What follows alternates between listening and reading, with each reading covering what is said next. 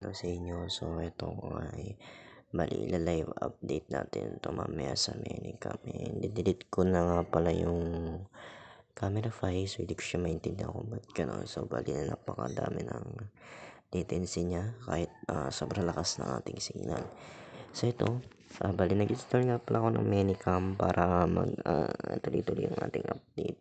Live update. Kahit na tayo. So, yun. Sa Menicam natin. Ito, i-open natin si Menicam. Ganito siya gamitin. So, pwede nyo siyang skip for now kung sign in kayo. Tapos, ayan, meron yung available na 2 frames. So, bali 2 frame. And then, yung additional frame is magagamit nyo lang siya once bibili kayo ng Pro version niya. So, pagka binili nyo yung Pro version niya, ito yung kanyang feature. Meron dalawang added na frame. And then, meron nga pala yan tatlo, which is yung record, broadcast, and snapshot. Tapos, pagka nag-add kayo, is pwede yung front camera, back camera, local video, local image, and then yung IP camera for CCTV naman yan. And then, ito pang isa, ayan. Yan nga pala yung iba niyang feature. So, gamit nyo to, and then ito is ginamit nyo na sign in. Tapos, pwede nyo yung P2, pwede pa yung P2P.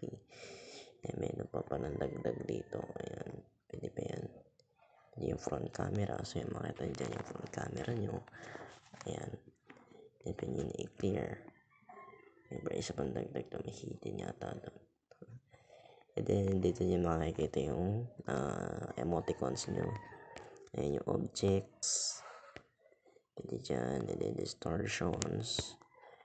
And filters. Pwede din sa filters. Ito yung makikita nyo dyan. So, dagdag tayo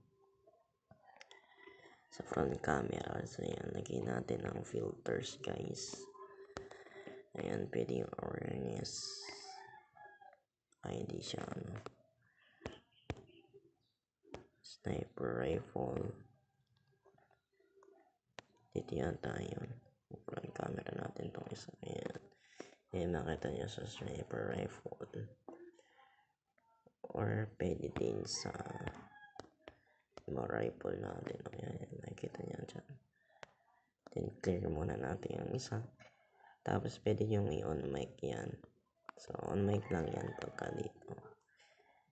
Front camera, tapos on mic or mute mic niya yan. And then, isa pang mas maganda dito, kung meron kayo recorded video or image, pwede nyo dito, local video.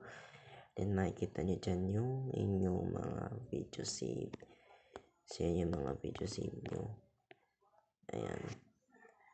Depende yan sa mga sinave nyo. And then, ayan yung magandang feature. Tapos, pagka clear nyo siya, ba, meron kayo dito, yung inyong scene 1 is yung inyong camera, front camera or back camera. And then, pwede nyo siyang i-clear. So, ba, ipa-front camera nyo. And then, gusto nyo i-one seal lang. Tapos, ilalagay nyo yung local video nyo. So, i-clear nyo muna to. Tapos, lagay nyo yung local video or local image nyo. So, yun yung pinakamagandang